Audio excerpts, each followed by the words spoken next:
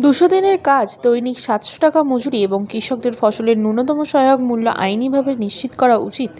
এই দাবিতে বীরভূম জেলা বামফ্রন্টের ডাকে সোমবার সিউড়িতে অনুষ্ঠিত হলো আইন অমান্য ও জেল ভরাও কর্মসূচি। কর্মসূচিকে কেন্দ্র করে এদিন উত্তপ্ত হয়ে ওঠে জেলা সদর শহরের রাজপথ। পুলিশের সঙ্গে বিক্ষোভকারীদের ধস্তাধস্তি, ব্যারিকেড ভাঙা এবং গ্রেপ্তারকে ঘিরে পরিস্থিতি কার্যত ধুন্ধুমার চেহারা নেয়। তপ্ত দুপুর উপেক্ষা করেই লাল ঝান্ডা হাতে হাজার হাজার মানুষের জমায়েত সরগরম হয়ে ওঠে সিউড়ির রাজপথ। বামফ্রন্ট নেতাদের দাবি, শ্রমজীবী ও সাধারণ মানুষদের রুটিরুজির উপর একের পর এক আঘাত নেমে আসছে।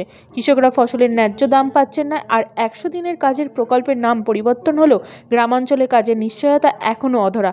তাদের অভিযোগ, কেন্দ্র ও রাজ্য সরকারের নীতির কারণেই কৃষক, শ্রমিক ও অন্যান্য শ্রমজীবী মানুষের জীবন জীবিকা ক্রমশ সংকটের মুখে পড়ছে।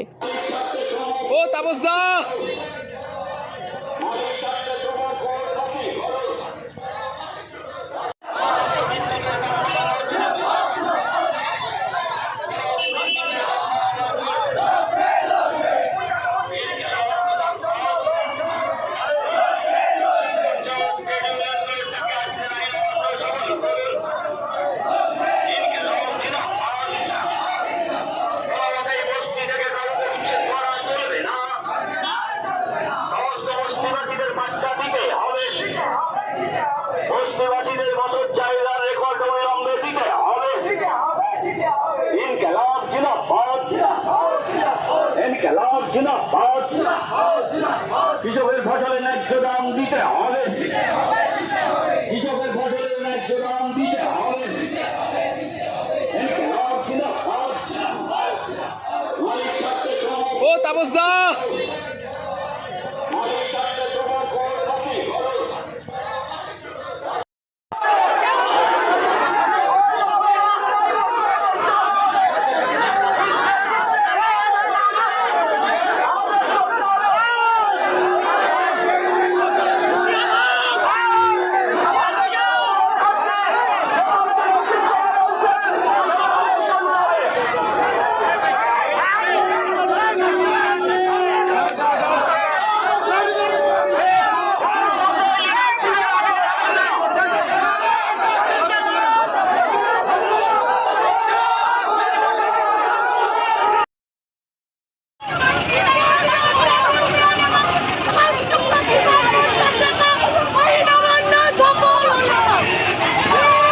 এদিকে আলিয়া দিয়ে আলিয়া দিয়ে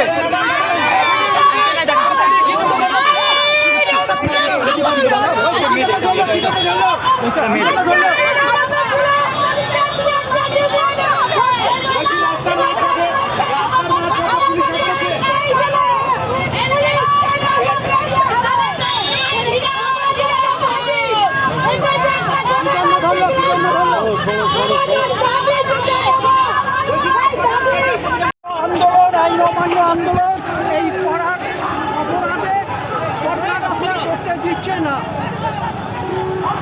আপনাদের কোথায় যাওয়ার কথা ছিল? আমাদের আমি নেতা বলছি, খবরদার বলছি, আপনাকে ধরলো কেন? আসতে বিজেপি